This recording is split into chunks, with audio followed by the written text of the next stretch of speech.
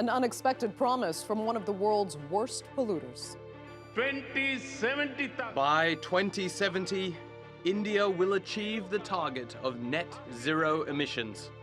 Narendra Modi vows to become carbon neutral within 50 years, but is it 2 decades too late? I'm Andrea Sankey, and today's newsmaker is India's COP26 commitments.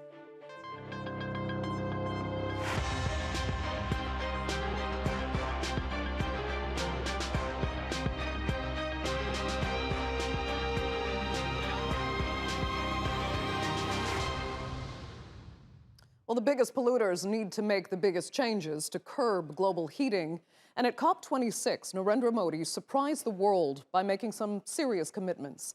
As the Indian Prime Minister made his way to the stage in Glasgow, few were expecting much from the planet's third biggest polluter. But this is what India is promising. By 2030, India plans to increase its non-fossil energy capacity to 500 gigawatts and to get half its energy from renewable resources by the same year. India also pledged a projected 1 billion ton carbon emission reduction by 2030, as well as bringing down the carbon intensity of its economy by 45% within the decade. But the final pledge to cut emissions to net zero by 2070 was most surprising. Most surprising because it was more than many were expecting. Prior to COP26, India had repeatedly refused to commit to a date to become carbon neutral, so Modi's pledge was a breakthrough for the summit. Now, the US and EU have already vowed to become net zero by 2050, and China, the world's largest polluter, has promised to become carbon neutral a decade after that. For many, those plans were the bare minimum for the planet's long-term survival, so India's somewhat postponed pledge has left many climate experts disappointed. But for some inside the country, it's a huge step forward. This is a nice goal to set, and I think we will achieve this well before 2070. And today, anywhere that Modi goes, the whole world is looking up to him. Now, of course, the climate emergency is a global problem, but India itself has suffered greatly as a result of its own carbon emissions. A report by The Lancet last year found that in 2019, pollution was to blame for nearly 1.7 million premature deaths in the country. That's almost 1/5 of the total number of Indians who died that year. But to make the drastic changes required, India, as well as many other developing nations, will need help. Prime Minister Narendra Modi called on the world's wealthiest to make $1 trillion available for climate finance as soon as possible. And he made it clear his country is already doing everything it can to tackle this crisis. I am pleased that a developing country like India, that is working on lifting millions of people out of poverty, that is working day and night to ensure ease of living for millions of people, and India, that represents 17% of the world's population, but is responsible for only 5% of global emissions. It is that India that has spared no efforts in fulfilling its duty. So, is India fulfilling its duty or making a promise that can easily be reversed? Well, joining me now to debate that and more from New Delhi is Avantika Goswami, a Deputy Program Manager for Climate Change and Renewable Energy at the Center for Science and Environment. Also in New Delhi is Anil Sood. He's an environmentalist and president of CHETNA, an NGO aiming to raise awareness in India. And Ranjan Panda is in Bhubaneswar. He's a convener at the Combat Climate Change Network. And we did invite several representatives from the ruling BJP to appear on this program, but all unfortunately declined. Well, thank you so much for the three of you that are with me. And Avantika, I'll start with you. How did India actually go from rejecting, net zero targets just a few days before COP26 kicked off to making headlines for seemingly embracing targets? Yeah, that's actually an interesting question. To be honest, a lot of us in civil society organizations are also quite pleasantly surprised by the announcements made right up until COP26, up until the World Leaders Summit at which Prime Minister Modi made these announcements. There was very little information available about which direction India would go. Would it embrace higher targets? Would it reinforce the same targets? So there has been quite a lot of dialogue and also pressure over the past few months. The climate envoy of the US President John Kerry made a couple of visits over the past year, and there have also been, other world leaders who have tried to pressure India to, adopt net zero targets, phase out coal. So it's difficult to say whether it was the peer pressure and international sort of urging that led India to take the step, or it's simply our own self-interest, because we do know that having clean air, clean water, energy access for our population is first priority. So Right. we would like to think that those are the guiding principles that have led to these announcements. Yeah, because I mean, India needs to do this for India, but the cynics are saying that it was just really a compromise after criticism that India wasn't setting any goals. And this way, they could set targets so far off that they don't have to actually guarantee or adhere to. But for now, they can make this triumphant announcement at COP26. Would you give any credence to those cynics, or do you think it's more well-meaning than that? It's very difficult to have a simple response for that. But the way these climate change negotiations work, there's definitely quite a lot of power play at work. There are different interest groups, trying to advance their own individual agendas. So it could be any one of the things that you mentioned, honestly. But overall, I think what's important to stress on is that we believe this is a very, very positive signal from the Indian government. It won't be easy achieving these targets. It's going to be a mammoth task ahead, given that our domestic policies in place currently do not align with the kind of targets that have been laid out. But it's definitely a move in the right direction, to kind of determine where our climate policy goes over the next decade or so. Okay, let me get Anil's sentiments on this. I mean, how did Narendra Modi's surprise announcement, if I can characterize it as that, leave you feeling? Yes. I was caught by surprise, to be honest. And when I read the 100 million reduction in carbon emissions, and I went into the fine prints, to me it looks like something overambitious, because India cannot wish away with the coal. 70% of power generation is thermal power. Now, Indian Railway has almost 12,000 locomotives, out of which about 6,000 are power electric locomotives, and 6,000 are diesel locomotives. So, even if India wishes to replace the diesel locomotives with power locomotives, that's going to be a Herculean task, number one. Number two, even if electric locomotives are introduced, it will be just shifting of pollution from one place to another place. So it looks slightly difficult. Okay, let me ask Ranjan then. I mean, are these COP26 goals, in your opinion, really feasible? I think going by the way current legislations and regulations are in place insofar as pollution control measures and all, and the kind of strategies that are in place for phasing out coal, for example, definitely I'm not very ambitious that by 2030 we're going to achieve all this.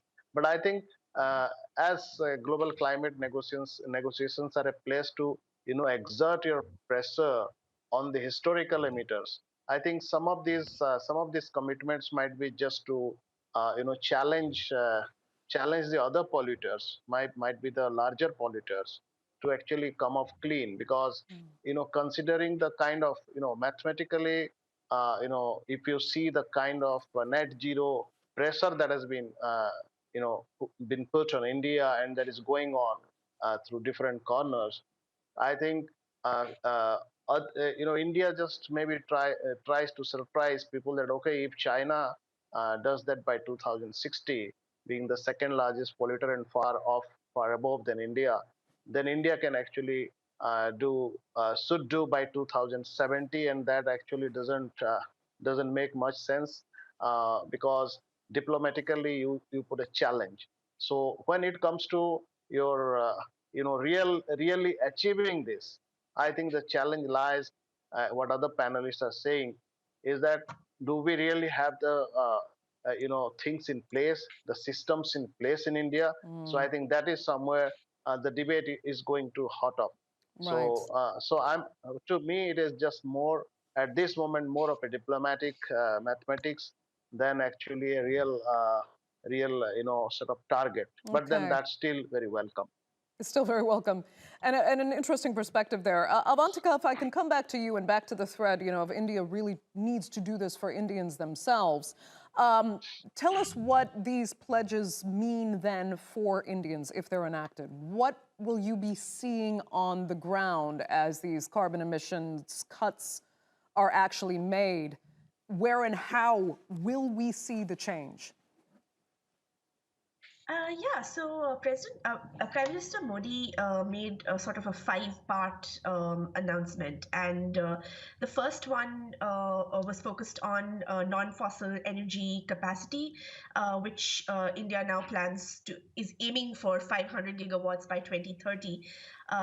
And of this, we've already achieved approximately 154 gigawatts. So it's a question of spending the next 8.5, 9 years to reach the 500 target, which will hopefully see large-scale deployment of solar and wind power projects, but also non-fossil energy also includes large hydroelectric as well as nuclear power projects. And especially when you talk about the kind of hydroelectric potential that we have, 500 gigawatts is not an unachievable number for India. It's something that we can absolutely do. The second goal focuses on meeting 50% of our electrical energy requirements from renewable sources. This one is going to be a little bit more tricky. It's going to require not only a plan to scale up renewables, but also, as one of our speakers mentioned just now, having a plan for coal, because more than 70% of our electricity still comes from coal. So definitely having some sort of a peaking target for coal and then a phase out target after that. The third goal is, interestingly, what we are treating as sort of the North Star guiding all of these policies. The goal to reduce carbon emissions by 1 billion tons by 2030. So we're really treating all of the other points as means to achieve this goal. If this happens, if we do reduce emissions by 1 billion tons between now and 2030, as opposed to a business as usual scenario, what will actually happen is our per capita emissions will go down to 2.13 tons per capita, which is actually very close to the IPCC's mandated per capita. Okay. The IPCC required that to achieve 1.5 degrees Celsius, limit global warming to 1.5 degrees Celsius. Global net CO2 emissions, carbon dioxide emissions, should be halved by 2030. So by that calculation, we're going to have approximately 2 tons per capita of world per capita emissions. So India is going to be quite close to that. So in a sense, we will be leading the way for what kind of climate action other countries can take. Okay, but Anil, let me ask you, I mean, how do you balance the proposed cuts in emissions with an ever-growing and ever younger population that will need electricity, transportation, and all the factors that drive carbon emissions, with a population that is still heavily dependent on coal? Yes. See, first and foremost, while we are talking about coal, in the entire discussion, COP26, I didn't find any mention of controlling emissions by aviation, which is the biggest polluter. In addition to coal thermal power stations and other modes of transport, Nobody is talking about pollution by aviation, which is massive. 2.2 million tons of CO2 is daily sprinkled almost on every international airport within the country.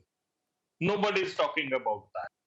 200 representatives have traveled in private jets overseas just to attend the COP26 meeting mandating the reduction of carbon footprint. So Okay. when 70% of power comes from coal and still more and more power plants are being sanctioned, based thermal power plants are being sanctioned, I don't foresee any possibility of reduction of power generation from thermal. I don't foresee any change in the solar power because the DESCOMs are hard pressed for money. The dues are not paid even for 6 to 8 months. So when financial capacity of the DESCOMs is not healthy, the Okay. financial position is precarious. How do you plan to execute solar power projects to reach a target of 500 gigawatts? To Okay. my mind, it's a seriousness. Okay, Ranjan, whatever promises are made now, we know there are no guarantees that successive governments will have to adhere to them, Yeah. just like the US, dropped out of the Paris Climate Accord. So, Ranjan, how can India ensure that necessary changes will indeed be made? Is there any mechanism? Yeah, I think that's exactly the question because NDCs are also voluntary commitments, and the entire global negotiations are also based on voluntary commitments. So I think one has to understand the national regulatory frameworks of the current development projects. So even if, even for example, if you dissect the kind of renewable energy projects that we are talking about. Uh, for example, we are in a catch sort of 22 situation. So if we're actually going for hydropower, for example, then hydropower studies have found that they do not actually they also do a lot of damage to they also emit a lot of emissions. They make a lot of emissions. As against the kind of benefit they give. For example, there is a study of new 3,700 new hydropower dams suggest that they will actually be doing more damage than they're just reducing 2% of emissions, but then the damage will be too much. So that is where actually I would say a country needs to work at the moment. So prioritizing between what kind of actions you are taking within, then going down from your the stated objectives. Just going down to the nuances and fixing your regulatory authorities. While India has very rightly sought transparency and accountability of the climate finance mechanism at the global level, I think India, to achieve all its ambitious targets, which I would say are very welcome, and the world was perhaps looking for that as well, and India has basically given to the made a challenge to them now. It has actually, somebody said rightly, everybody now has to run the talk, not only walk. So India also has to actually now run the talk, and for that to happen, the current regulatory mechanisms within India for the existing development projects, kind of the pollution that you have also been talking. So whatever emissions or pollution is happening within India are not properly regulated. So India has to now also lead in that way and establish some very independent mechanisms, systems, or regulatory authorities which are transparent, which are accountable, and which can actually ensure time bound achievement of all these ambitious targets. So I think I give almost 100% to Prime Minister Modi for throwing this challenge and making these ambitious targets. But then I also urge upon India, in the government of India, to actually see that these are really met. We surely, there are many Okay. other factors. But then they should at least try. Right. And I mean, Avantika, India also wants technology transfers and additional financing from wealthier countries Give me an example first of who can help in that sense, and what should really be done according to what Narendra Modi is asking. I mean, the response for that is very simple. It's not about who can; it's rather than who should. It's developed nations who have achieved prosperity due to absolutely unrestricted and unabated coal use over the past few decades, or over the past century, rather. And it's their moral responsibility to enable the decarbonization so urgently required in the developing world right now. The nuances of that tend to become a little bit more complex. The argument is very simple, but then how exactly that financing gets transferred, whether it's through public and multilateral sources like the Green Climate Fund, or whether it's through foreign direct investment via private entities, either way, it must come from the developed world to enable this kind of low carbon development that's required in countries like India. So, in fact, even the amount stated by Narendra Modi, the amount of $1 trillion, is probably an underestimate. We're not sure yet what the source for that particular figure is, but it should be to the tune of a few $1 trillion, which will reflect the actual needs of countries like India, both for climate change mitigation as well as adaptation. Okay. Anil, it makes sense for India to demand that the developed countries actually, help with technology transfer, help with financing, because it is in the global interest to improve, Yes. right. But as we said at the beginning, India has to do this really first and foremost for India, and it can't necessarily depend on the outside world. Indians suffer terribly the health consequences of the pollution that is produced by the country. You've got almost a fifth of the deaths in the entire country attributed to pollution. So what will India have to do, and what will happen if it does not? With this growing, as we mentioned before, an ever-growing, ever-younger population, if this pollution is not cut, what happens to Indians? See, even today also, the maximum complications arise due to pollution only.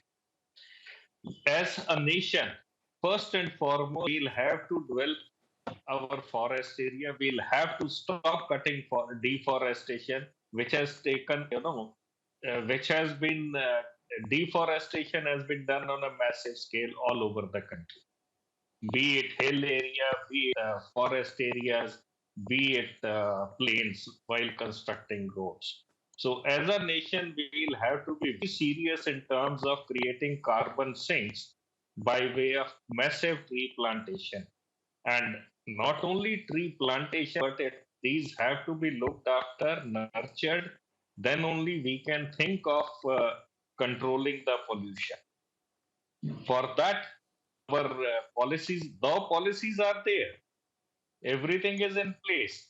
The bureaucratic will has to be there, and government must hold the bureaucracy accountable as well as the policy makers accountable.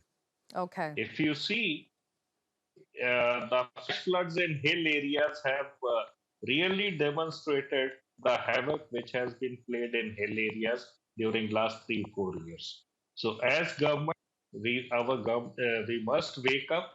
As bureaucracy, we must wake up. We must start looking seriously into the issue of massive foresting. Okay, Ranjan, just 2 minutes. What are your fears for your country if India does not deliver, at the very least, on these promises? Yeah, I think India's vulnerability is actually increasing by the day. And what the previous speaker very rightly says, the development priorities have to actually change. Otherwise, we cannot actually cover many things under climate change actually inside the country as well.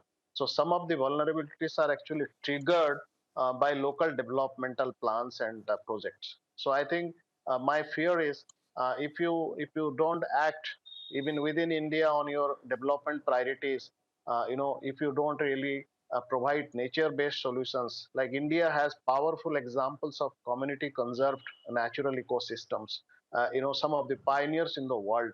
starting from your Chipko Andolan to some of the indigenous communities protecting vast trenches of natural local forest. So plantation is fine, but then protecting all the natural forest that is already there, and for which we are actually now facing in Uttarakhand and other places the kind of damages we are facing because we are destroying mountain ecosystems, forest ecosystems. So what I would suggest is, all these ambitious plans should be properly integrated into local development adaptation plans. Otherwise, I think there will be mismatch. Avantika, 30 seconds. Quick final words. I guess just adding a point to what I would fear for the country if, at least some of these goals weren't achieved. We are definitely going to see widening economic inequalities because climate change isn't simply a weather problem, but it's an actual economic issue. People's livelihoods and homes are getting affected.